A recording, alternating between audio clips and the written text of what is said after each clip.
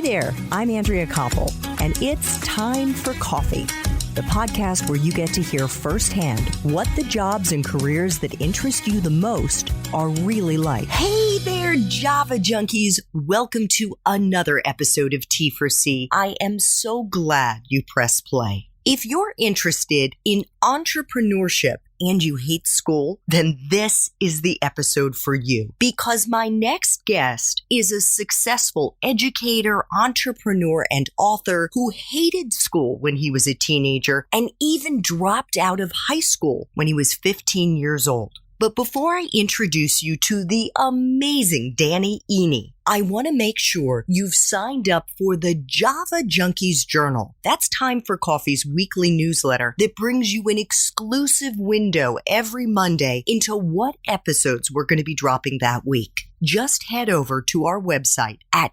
time4coffee.org to sign up. It couldn't be easier. And while you're there, please check out all the other amazing professionals we've had on the show. Just scroll down a little bit and you'll see they're all organized by career. So hopefully you can find exactly what you're interested in. And if not, then please hit me up on email at Andrea@time4coffee.org and let me know which profession you'd like me to feature, and I will do my best to find a dynamic professional to interview. Now, my wonderful Java junkies, please grab your mug and take a chug of your favorite caffeinated brew, because it's time for another caffeinated career conversation. And my guest is Danny Iny, a lifelong entrepreneur, best-selling author, and the founder and CEO of Mirasee, an online business education company. Danny has developed the widely acclaimed training, coaching, and support programs, including the Course Builders Laboratory, Standout Guest Posting, the Business Ignition Bootcamp, and the ACES Club, which together have graduated over 5,000 value-driven entrepreneurs. Danny's 9 published books include Teach and Grow Rich, The Audience Revolution, Engagement from Scratch, and his newest book,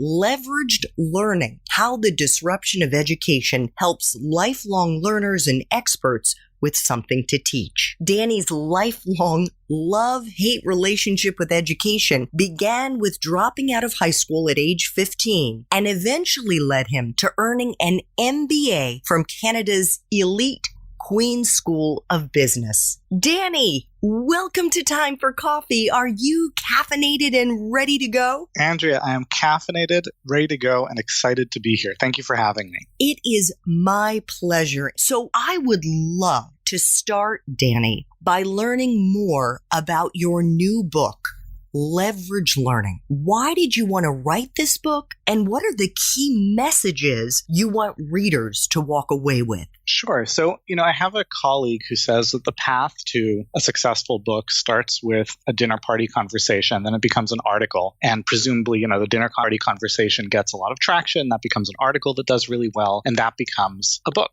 This book followed a very different path because I would have dinner party conversations about education, the world of education, and how broken it felt to me. And the responses I would get would be very, very polarized. Some people would say, I completely agree with what you're saying. I think college is broken. I think education is a sham. Don't really understand all the details, but I'm with you. And I'm like, okay, that's, not the kind of blind being on board that I was looking for, but cool. And then I would get this camp of responses that were the yeah buts. Yeah, college is too expensive, but you needed to get a job. Yeah, companies are dropping degree requirements for job postings, but, it's still a path to being well-rounded. Yeah, college doesn't really prepare you for the labor force, but that's not all that school or education is supposed to be about. So whenever I would talk about something, people would concede a point, but jump to another because it's this deeply held belief around how our society functions. And after a couple of years of this, I was like, okay, you know what? I just need to get the data to either support my argument and be able to make the case properly, or to see that I'm wrong. And so I dug into the data, and what started as a little personal private research project ballooned into a year-long undertaking with like a dozen people on my team helping out. It really became this massive project, and it became leverage learning. And at the outset, I thought I would see a lot of data pointing that things are going where I expect them to go. And what I found is that it's actually how things already are. It's just that people don't realize it yet. And the core idea is that the world of education, and that is very focused on college and universities, but it's broader than that, is something that evolved to its current form over decades and centuries. And it just hasn't kept up with where the world is at right now and where it's going. And so we live in a world where the cost of college is mounting and mounting. And it's this core focus for so many people in their lives. I joke that we essentially spend 18 years trying to get into college and then at least 18 years paying it off. Yeah. And it's like, what are we getting in exchange for that, right? The average American college graduate carries over $30,000 in debt. When you think about the interest they're going to pay over the life of that debt, it brings the real cost up to $46,000. And that doesn't even consider opportunity cost and all that kind of stuff. And what are they getting in exchange for that? The answer is not much. The data show that if you look at recent graduates, age 22 to 29, almost half of them are unemployed or underemployed, meaning they're working in a job that does not require a college degree. And of those that are working in a job requiring a college degree, 3/4 of them are working in fields that are not what they study. So clearly the degree is not getting them to where they want to go. And there are just mountains of data showing that this is true. So the first half of the book essentially looks at why things are so broken. And the second half is, well, what does education need to look like instead? And the big takeaway for lifelong learners, for students, for parents of students who are thinking about college, for business leaders, is that we need to be a lot more intentional about the guidance and direction of our own education and career. We can't just say, all right, I'm going to sign up for this 4-year program because that's what I'm supposed to do next, and trust that degree in hand, life will just be okay, because that's just not how things work today. So you have planted a number of seeds in my brain, and I have a few follow-up questions for you. The first being, Danny, what was the research that you were basing your book on? Where did it come from? So I wanted to get as wide and broad a picture of how is education figuring into the success that people want to have as possible. So I read every article I could find on the internet. I read news reports. I dug primarily into books. I'm a big fan of books because books contain the distilled and synthesized analyses of other smart people rather than trying to piece together individual data points, which is also important to do. But you want to lean on the shoulders of really smart people who've already done that. And it started with one book, and that became 2, and that became 5, and that became 10. And the list kept on growing. And I very quickly realized that for me to complete this research project in anything resembling a timely manner, it's going to be just impossible. This would take a decade reading every book under the sun. So I actually contracted a team of freelancers. I said, I want you to write me a book report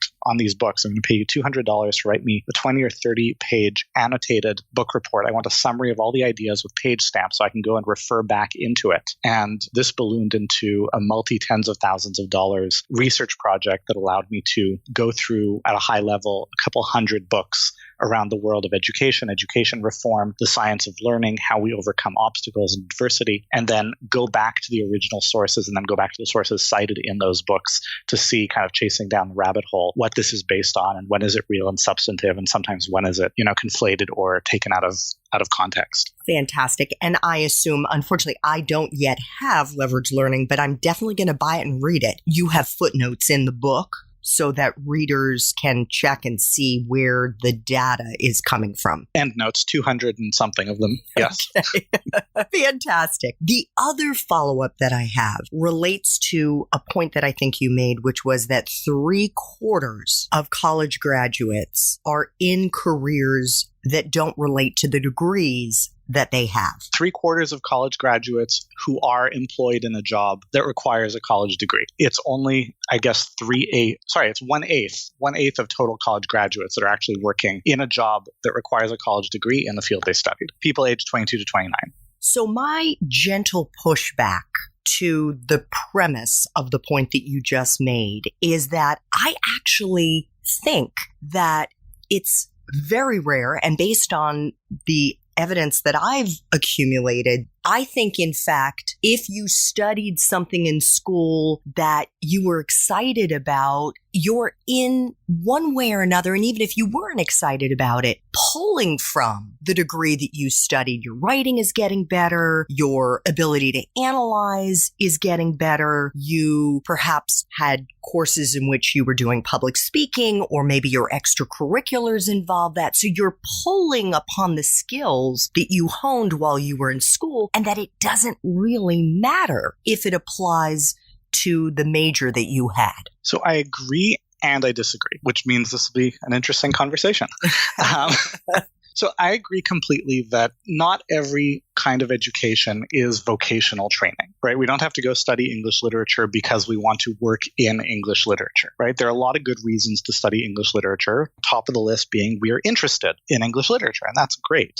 But when people go to college, they go to college not primarily, and this is the majority, it's not everyone, but they go to college not primarily because they want to pursue something that they just happen to be interested in as a hobby. People go to college because it's supposed to open doors in a career, right? And so either you're studying something that is supposed to directly open a door into a career that you're going into, or it's supposed to be a container for delivering skills that will help you over your lifetime, like public speaking, like being able to get along with others, like cognitive skills and critical thinking and all that kind of stuff, which has become kind of the fallback of a lot of non-vocational colleges and degree programs, basically saying, look, we train you for nothing, but we educate you for everything. And that's an amazing, amazing promise to make. The challenge is that the data show that colleges are not delivering on that promise. There's been very interesting research study. It's written up in a book called Academically Adrift, talking about the critical thinking skill gains of people going through a 4-year program. And more than a third of them had zero, no cognitive growth, no critical thinking skill gains whatsoever. And this is especially concerning when you consider that most people going through a 4-year program are in the ages of 18 to 22, which is a period of life when there's a lot of brain development that's still happening. So at least some of the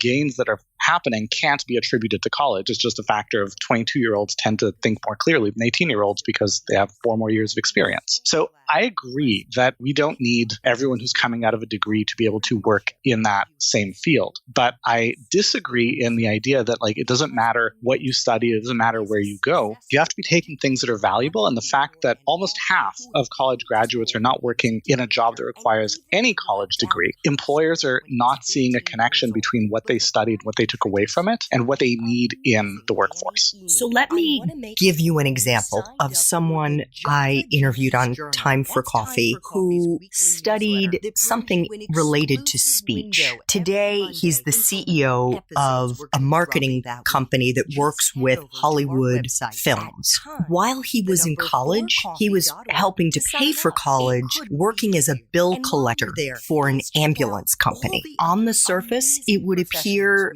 that job was way below a college degree. But he cites that experience, Danny, as now being invaluable to him and has been invaluable to him over the course of his career because he learned very early how to do cold calling. And my goodness, if you're cold calling as a bill collector, it gets a heck of a lot easier when you're offering a service, for example, in the marketing field. I actually think that sometimes those jobs that may not require a college degree are complementing some of the skills that you are getting while you're studying in college or community college or university. And I'm guessing you're going to disagree with me again, which is good. Well, no, I don't disagree. I think, I'm using the cold calling around bill collections as an example. I'm not saying there's anything wrong with that job. I'm not saying it isn't valuable. I think there's a ton that you can learn and that not everybody who does the job learns, but some people certainly do. I'm saying going to a 4-year college and spending tens, if not hundreds of thousands of dollars, plus all the time and opportunity costs, et cetera, to then end up in that job is the problem. I think it could be a great learning experience. I just don't think it's a good return on the investment of college. Something else that I find is a little bit challenging with the narrative, because I agree with you in concept, right? every experience is an opportunity for us to take a lot of things away from it. But it sounds like this person that you interviewed on Time for Coffee is someone who is sharp, someone who is super on the ball, someone who is committed to getting the most out of every experience and situation. And those are wild cards when you look at achievement data sets, because in any group of people, you've got a handful of people who are basically going to be successful no matter what, right? And they're just going to take everything that they can out of every situation. And that's great. That's good for them. And I wish more people would adopt that attitude. But education fundamentally is supposed to be a shortcut, right? Whatever the outcome is that you want to get to, whether it's a level of knowledge and understanding, whether it's a career trajectory, whether it's doors being opened, whatever it is, education should get you there in less time or at less cost or with less risk than if you just tried to figure it out yourself by trial and error. And if it's not getting you there, then what's the point? Conversation, so then what is the point? And presumably, the dinner party conversation gets a lot of traction. That becomes an article that does really well, and that becomes high school a book. seniors This book as they're trying to figure out, do they want to pay thousands of dollars, whether it's going to a community college, which is obviously less expensive, or a state school, or really shelling out the big bucks to go to a private college. So I think we're putting the cart before the horse in starting with the question of, should I go to college? Which college should I go to? The first question is,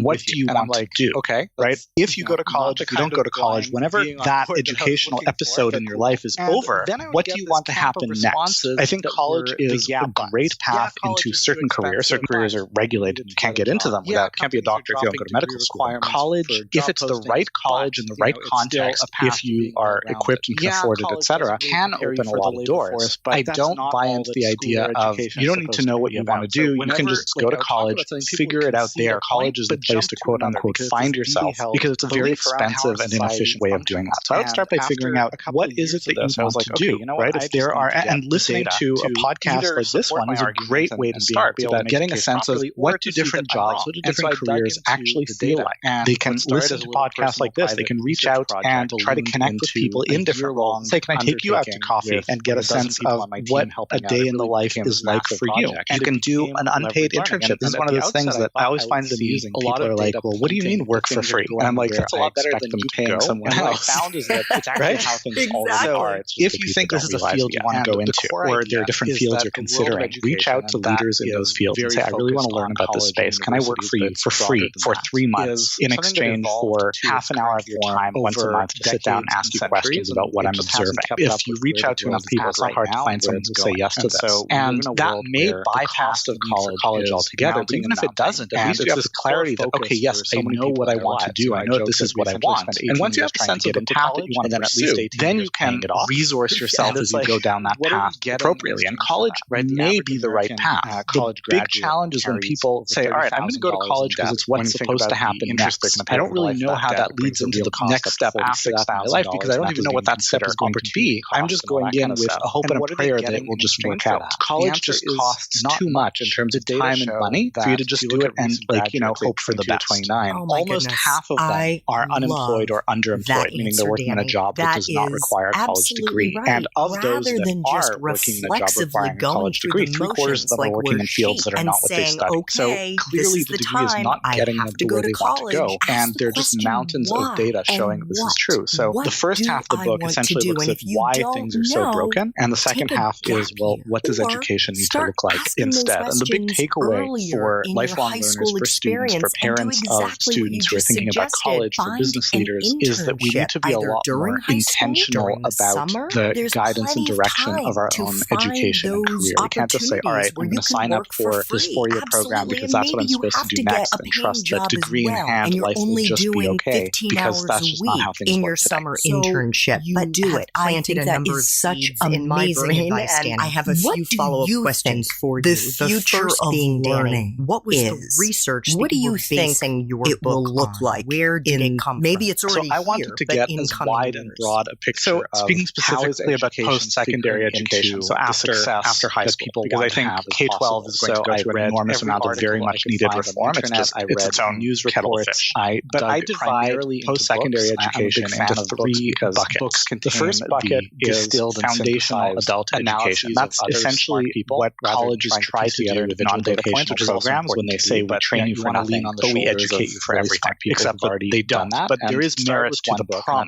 Right? We do need a foundational layer of knowledge knowledge and skills, it allows us to just function well in society. And that includes anything subject matter technical stuff like how to manage a checkbook and how to communicate persuasively and that kind of stuff. And it includes a lot of soft freelancers. I said, I want you to poll CEOs, and I know because I've done this informally, and ask them, I want you to think of like page 3, 4, 5 best people you have on all the ideas, right? Page snaps, kind of make their mental list. Say, well, what makes this balloon so great? Hardly ever tens of thousands of dollars. These CEOs talk about, well, they're just really good programmers, high level, or the technical skills of their field. They'll say, well, this is someone who's just super on the ball, they're resourceful, they're reliable, you can count on them to get done whenever they take on. They will figure things out, they take initiative, they play well with others, they talk about all these soft skills, what to make them super valuable. So I think there's that first bucket, which is a foundational education in some subject matter stuff and some way of working, way of being stuff. That's our first bucket. The second bucket is last mile education. That's about the bridge between whatever your foundation is and the career that you want to go into. And that can be as simple as an internship or a coding boot camp. It can be as elaborate as medical school. And then the third bucket is continuing adult education over a lifetime. It's what you need to do to stay current.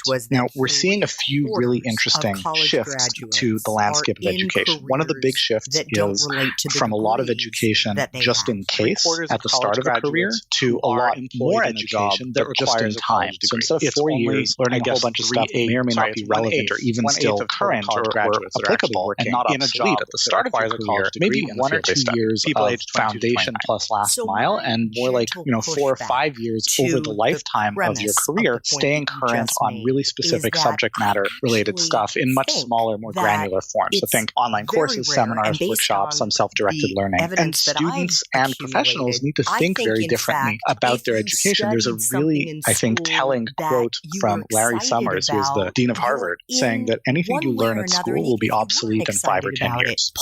And it may also the degree that you've been studied yet in terms of the job.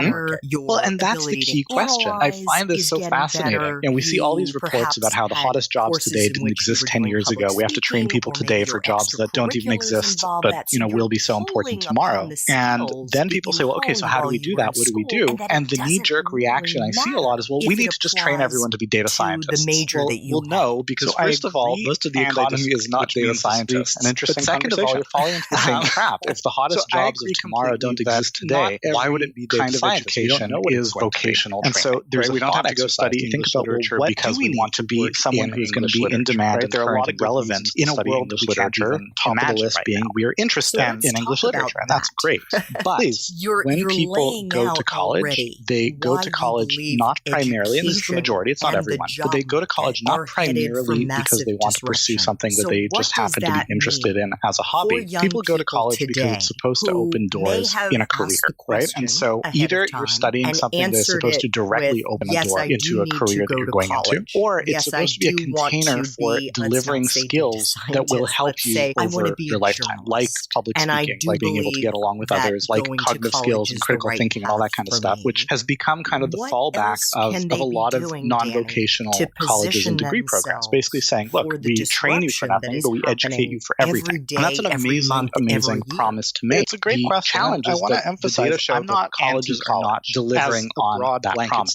I think especially if you're studying something that you are interested in, that you know you want to pursue, journalism is a critical thinking study. It hones your mind. It teaches you to think. It teaches you to write. It teaches you to ask questions. And more than a third of data science teaches you data science and growth, no critical thinking. That's valuable, but that's whatsoever. And this is especially concerning when you consider that most people going through a four-year program are in the survey of CEOs that I did, which is a period of life when there's a lot of brain development that's still valuable. So at least some of their subject matter skills alone. Of course, they need to be to college, but it's everything else that 22-year-olds tend to think more clearly than 18-year-olds because they have 4 more years of experience. People who are curious, who can figure things out, who are completely reliable, who you can count to work well with other people around them. All of those things in the idea that it doesn't matter what you study, it doesn't matter where you go. That doesn't matter. There'd be 5 other valuable, and the fact that almost I can think off the top of my head in my organization, there are plenty of people that have an amazing team that if I were to eliminate their job between what they studied and what they don't need to do that, and what they need, but there's tons of other stuff this person could do, and I would be lucky to have them in any number of roles. So it's not to say don't get specialized expertise. Of course you should,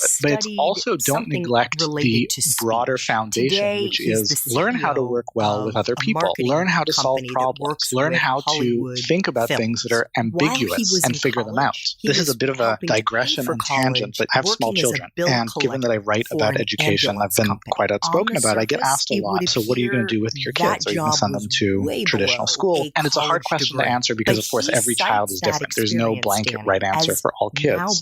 But there are a lot of things that make me very uncomfortable about sending my kids to a traditional elementary, high school type environment. And a lot of it comes down to, well, look, the curriculum is super arbitrary and they teach a lot of stuff that doesn't really matter and may not align with the kid's interests. It may not pace with the individual cognitive development of the child, like tons of reasons. And I say, you know what, I can compensate for those things. I can supplement, I can do other things. The one thing that I can't get my head around is essentially we're asking children to spend most of their formative years, right, for 12-ish years in an environment where they are trained to look to someone else to tell them what they should think is important. And well, no, I don't not disagree. I think, you know, we live in today, and especially the world that we're growing into, for example. I'm not saying there's anything wrong with that job. I'm not saying it isn't valuable. I think there's a ton that you can learn, and that not everybody who does the job learns, but some people certainly do. I'm saying going to a 4-year college and spending tens, if not hundreds of thousands of dollars, plus all the time and opportunity costs, etc., to then end up in that job is the problem. I think it can be a great learning experience. I just don't think it's a good return on the investment of college.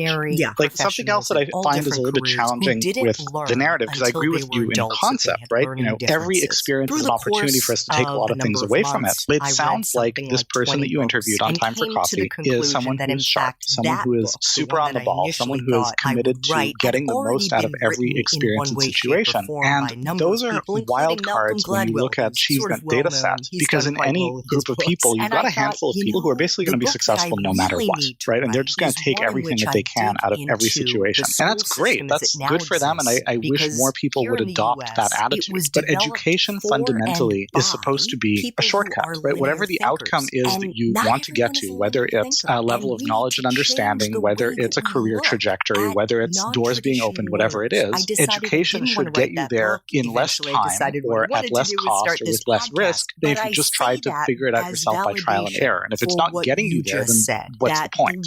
So then what is the point? What do you think the right choice is for today's high school seniors as they're trying to figure out, do they want to pay thousands of dollars, whether it's going to a community college, which is obviously less expensive, or a state school, or really shelling out the big bucks to go to a private college? So I think we're putting the cart before the horse in starting with the question of, should I go to college? Which college should I go to? The first question is, what do you want to do? Right? If you go to college, if you don't go to college, whenever that educational episode in your life is particularly brave, what do you want to happen next? Bravery, I think college is proceeding despite fears. Certain careers, certain careers are regulated. You can't get into them without even have the fears. So that's college, not necessarily a mark of bravery so much as just a mark of, like, you know, I didn't know what I didn't know, afford it, etc. Can open great student, goody two-shoes kind of kid. I don't buy into the idea of you don't need to know what you want to do. You can just go to college and figure it out there. College is a place to quote unquote find yourself, because it's a very expensive and inefficient way of doing it. So I would start by figuring out what is it that there in class. I was thinking there are, and listening to a podcast like this one is a great way to start. It's about getting a sense of what do different jobs, what do different I don't do anything halfway. They can listen to podcasts like this. They can reach out and try to connect with people in different roles. I think that first take you out to coffee and get a sense of what a day in the life is like for you. You can do an unpaid internship. This is one of those things that I always find working on the same boring thing. What do you mean work for free? And I'm like, that's a lot better than for about a year and a half. And when I was about 15 and a half, halfway through the 10th grade, I just kind of like took a step different fields you're considering. Okay, reach out to leaders. Like, am I going to really say, I really want to learn about this space? Can I work for you for free for 3 months in exchange for half an hour of kind of does? I was like, this is not ask you questions about what I'm observing. If you reach out to enough people, it's not hard to find someone who say yes to something. And that may bypass. And you said it's the brave thing. Again, even if it doesn't, at least you have the clarity that, okay, yes, I know what I want to do. I know this is what I want. And once you have a sense of the path that you want to pursue, then you can resource yourself as you go down that path. But there's an interesting contrast may be the right path. When I decided to is when people say, all right, I'm going to go to college because it's what's supposed to happen. Danny, I don't really know how that leads into the next step implication in life, because I don't even know what that step is going to be. I'm just going in with a hope and a prayer that which I never really bought. College just costs too much in terms of time and money for you to just do it and finishing high school for the best. It's not that big of a deal. And most colleges actually, at least in Canada, I imagine it's the same in the US, they have what's called a mature student program, where if you've been out of school for at least 5 years, you don't need a high school diploma. You can just get accepted, add 18 credits to your program, and essentially graduate. So most colleges implicitly agree that a high school education is worth about 18 credits or a semester and change in that college. So there's this implication of irreversibility, which I don't think was accurate, right? I could have always gone back to school if that turned out to be the right path. But the flip side of that is that about 10 years later, through a variety of circumstances that made it feel like it's the right move, I was like, I think I'm going to go back to school and get an MBA. And the prevailing narrative around me was like, that's great. That's exactly what you should do, because it's like the traditional, well-trod path to success. And that MBA took a year and change of my life, and it took a lot of my money, and I can't ever get any of them back. So whereas this ostensibly super risky path that everyone thinks it's like super irreversible and it's like you're throwing your life away, actually there are not a lot of permanent consequences if you're careful about it. So speaking specifically about post-secondary education, so after high school, because I think K-12 is going to go through an enormous amount of very much needed reform. It's just it's its own kettle of fish. But I divide post-secondary education into 3 buckets. The first bucket is foundational adult education. That's essentially what colleges try to do with non-vocational programs when they say we train you for nothing, but we educate you for everything, except that they don't. But there is merit to the promise, right? We do need a foundational layer of knowledge and skills that allows us to just function well in society. And that includes some subject matter technical stuff like how to manage a checkbook and how to communicate persuasively and that kind of stuff. And it includes a lot of soft skills. If you were to poll CEOs, and I know because I've done this informally, and ask them, I want you to think of like the 3, 4, 5 best people you have on your team, right? They kind of make their mental list and say, well, what makes them so great? Hardly ever do these CEOs talk about, well, they're just really, really good programmers or the technical skills of their field. They'll say, well, this is someone who is just super on the ball, they're resourceful, they're reliable, you can count on them to get done whatever they take on, they will figure things out, they take initiative, they play well with others. They talk about all these soft skills that make them super valuable. So I think there's that first bucket, which is a foundational education in some subject matter stuff and some way of working, way of being stuff. That's our first bucket. The second bucket is last mile education. That's about the bridge between whatever your foundation is and the career that you want to go into. And that can be as simple as an internship or a coding boot camp. It can be as elaborate as medical school. And then the third bucket is continuing adult education over a lifetime. It's what you need to do to stay current. Now, we're seeing a few really interesting shifts to the landscape of education. One of the big shifts is from a lot of education just in case at the start of a career to a lot more education, but just in time. So instead of 4 years learning a whole bunch of stuff that may or may not be relevant or even still current or applicable and not obsolete at the start of your career, maybe 1 or 2 years of foundation plus last mile, and more like 4 or 5 years over the lifetime of your career, staying current on really specific subject matter related stuff in much smaller, more granular form. So think online courses, seminars, workshops, some self-directed learning. And students and professionals need to think very differently about their education. There's a really, I think, telling quote from Larry Summers, who is the dean of Harvard, saying that anything you learn at school will be obsolete in 5 or 10 years. I'm very grateful to be in a position where we can have a hit in terms of the job market. Well, and that's the key question. I find this so fascinating. We see all these reports about how the hottest jobs today didn't exist 10 years ago. We have to train people today for jobs that don't even exist, but will be so important tomorrow. And then people say, well, okay, so how do we do that? What do we do? And the knee-jerk reaction I see a lot is, well, we need to just train everyone to be data scientists. There's two things. No, because first of all, most of the economy is not data scientists. But second of all, you're falling into the same trap. If the hottest jobs for tomorrow don't exist today, why would it be data scientists? We don't know what it's going to be. And so there's a thought exercise to think about, well, what do we need to be someone who is going to be in demand and current and relevant in a world that we can't even imagine right now? So let's talk about that. And so you're laying out already why you believe education and the job market are headed for massive disruption. So what does that mean keep on trying things until for things young start to work people again, today eventually they did. May have for asked me, the big turning point ahead of time that made and everything answered start to work it because I with, kind of reached yes, I do need to go to and almost college. started having Yes, I do want to be, let's not say data scientist, let's say I want to be a something magical happened, and I do believe that going to college is the right path for me. converged on this idea that it might be a good idea for them to sleep through the night.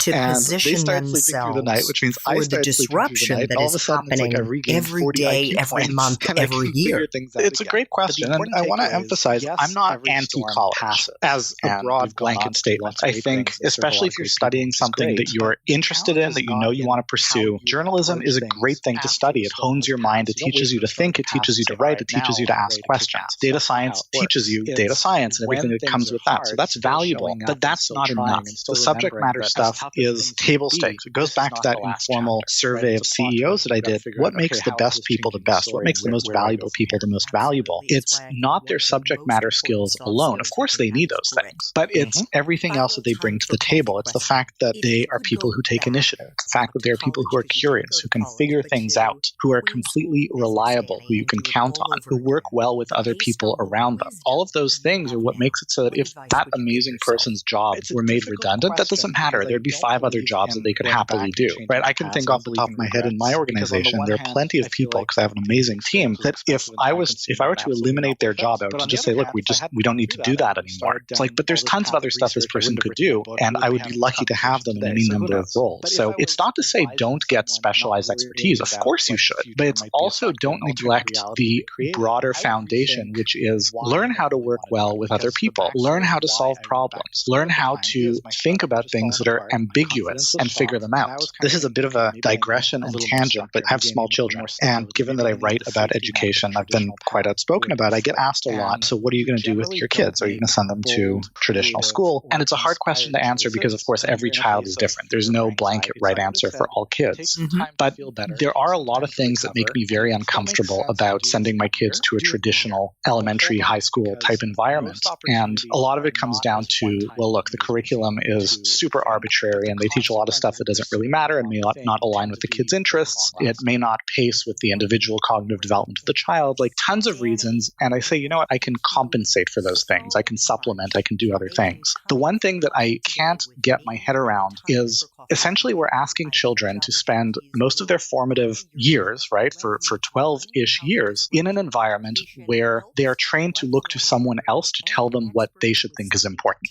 And that is just not a recipe for success in the world we live in today, and especially the world that we're growing into for tomorrow. Danny, I have to tell you a personal story, which is when I left my last job in June of 2017, it was to be a full-time stay-at-home mom for our now 14-year-old, almost 15-year-old son. And I was thinking I was going to write a book, and I started researching it. I had, in fact, found a potential co-author, and the book was going to be about extraordinary professionals in all different careers who didn't learn until they were adults that they had learning differences. Through the course of a number of months, I read something like 20 books and came to the conclusion that, in fact, that book, the one that I initially thought I would write, had already been written in one way, shape, or form by a number of people, including Malcolm Gladwell, who's sort of well-known. He's done quite well with his books. And I thought, the book that I really need to write is one in which I dig into the school system as it now exists, because here in the U.S., it was developed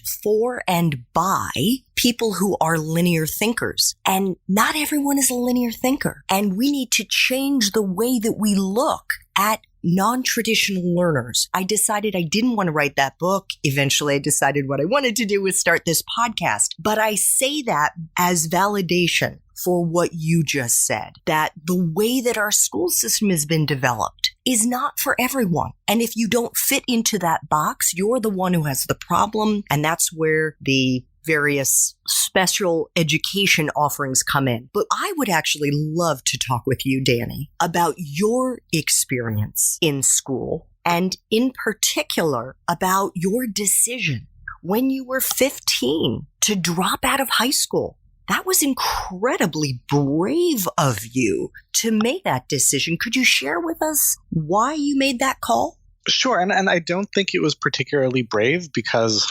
bravery, of course, is proceeding despite fears.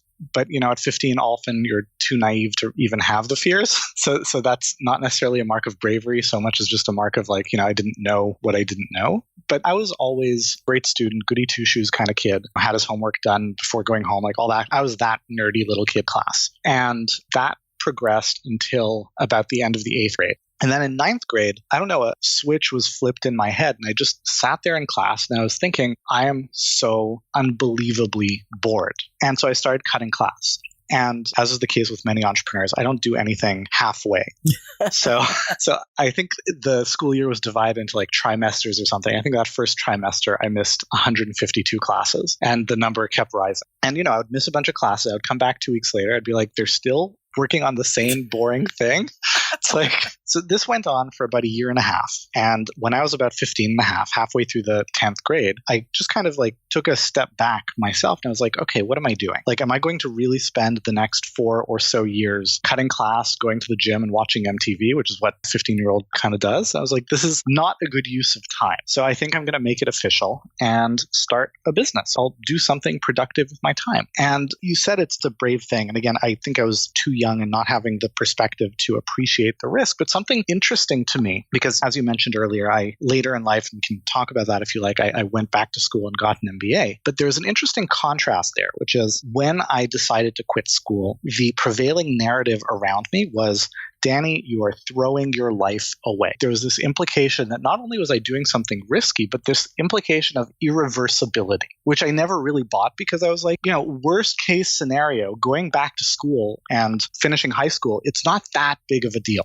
And most colleges actually, at least in Canada, and I imagine it's the same in the US, they have what's called a mature student program, where if you've been out of school for at least 5 years, you don't need a high school diploma. You can just get accepted, add 18 credits to your program, and essentially graduate. So most colleges implicitly agree that a high school education is worth about 18 credits or a semester and change in that college. So there was this implication of irreversibility, which I don't think was accurate, right? I could have always gone back to school if that turned out to be the right path. But the flip side of that is that about 10 years later, through a variety of circumstances that made it feel like it's the right move, I was like, I think I'm going to go back to school and get an MBA. And the prevailing narrative around me was like, that's great. That's exactly what you should do, because it's like the traditional well-trod path to success. And that MBA took a year and change of my life, and it took a lot of my money, and I can't ever get any of them back. So whereas this ostensibly super risky path that everyone thinks it's like super irreversible and it's like you're throwing your life away, actually, there are not a lot of permanent consequences if you're careful about it. Whereas the traditional path that everyone thinks is like the super good idea turned out not to be a great idea and completely irreversible. So that contrast was really interesting to me, and that's what started me down the path that eventually led to my current book.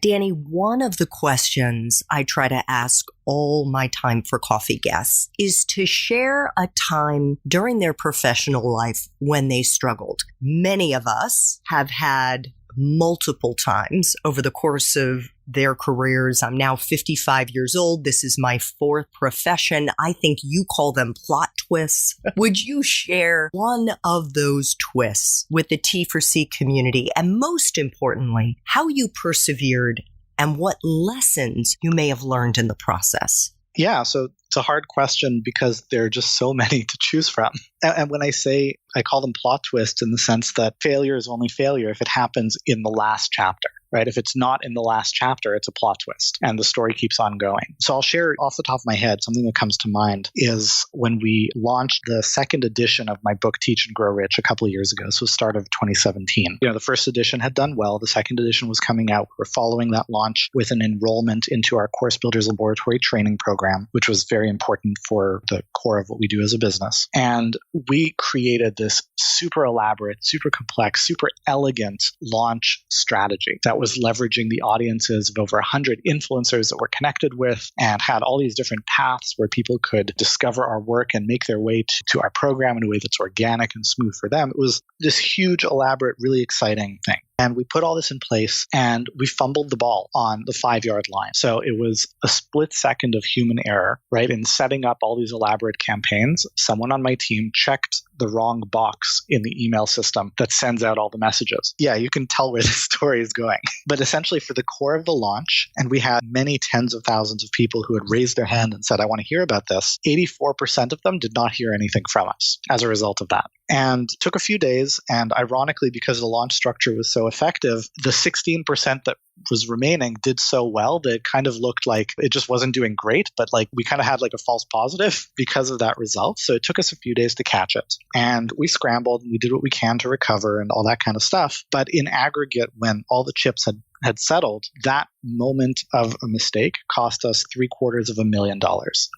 Ooh. And like, I'm very grateful to be in a position where we can have a hit of $750,000 and still, the business exists today. But we were not a large enough organization. We're not General Electric or something where it's like you could just absorb that and keep on going. Like, it was a big hit, and it led to a very difficult year to follow. Things seemed to be challenging, and the industry was changing, and all that kind of stuff happens. And there's two things that went into ultimately solving the problem. The first was when we're in this place where, okay, things have broken, things have not worked the way I want, and I'm dealing with the consequences, and it's happened very publicly. We all have an instinct of, I basically want to get under the covers, pull them over my head, and like disappear until this all passes. Except that that's not how life works. Nothing passes until you fix it, until you make it pass. And so you've got to fight that urge and stay out there and travel to the right events and talk to the right people and work with your coaches and work with your colleagues and keep looking for ideas and solutions and keep on trying things until things start to work again, which eventually they did. And for me, the big turning point that made everything start to work, because I kind of reached 2/3 of the way through that year and almost started having this crisis of confidence. It's like, am I just not good at this anymore? Can I just not make this work anymore? And then something magical happened, which is my 2 children, who were kind of 1 and 3 years old at the time, converged on this idea that it might be a good idea for them to sleep through the night. And they started sleeping through the night, which means I started sleeping through the night. And all of a sudden, it's like I've regained 40 IQ points and I can figure things out again. But the important takeaway is, yes, every storm passes. And we've gone on to do lots of great things and serve a lot of great people, which is great. But the challenge is not in how you approach things after the storm has passed. You don't wait for the storm to pass and say, all right, now I'm ready to kick ass. That's not how it works. It's when things are hard, still showing up and still trying and still remembering that as tough as things might be, this is not the last chapter, right? It's a plot twist. So you've got to figure out, okay, how is this changing the story and where do I go from here? Absolutely. It's why I think one of the most important soft skills you can have is grit. Mm-hmm. Final time for coffee question. If you could go back, not to college, because you didn't go to college, but to Queen's School of Business, Danny, and do it all over again, but based on the wisdom you have now, what advice would you give yourself?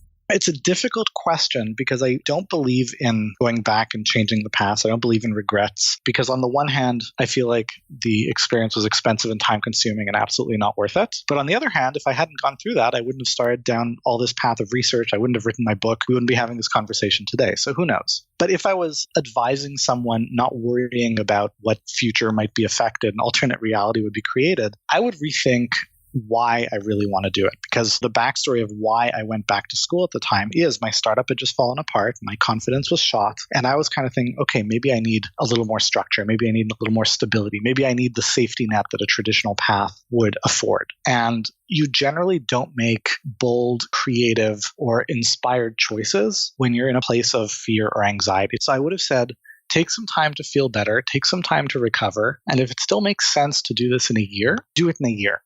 But hold off because most opportunities are not as one time only as we seem to think, but the consequences of pursuing the wrong thing tend to be very long lasting. What great advice. Danny, I want to thank you so much for making time for coffee today with me and the Time for Coffee community. I hope Java Junkies will buy your book, Leverage Learning, How the Disruption of Education Helps Lifelong Learners and Experts with Something to Teach. I hope they will also check out your website at mirasee.com, mirasee.com, to see all the different courses you have if they work for them. And I want to thank you sincerely. This has been a fascinating discussion. Andrea, this has been my pleasure. Thank you so much for having me. Thanks so much for listening to Time for Coffee, where the professionals in the jobs that most interest you always have time to grab coffee 24/7, no matter where you live. I have one quick favor to ask you. Remember to rate, review, and subscribe to Time for Coffee. Thanks so much.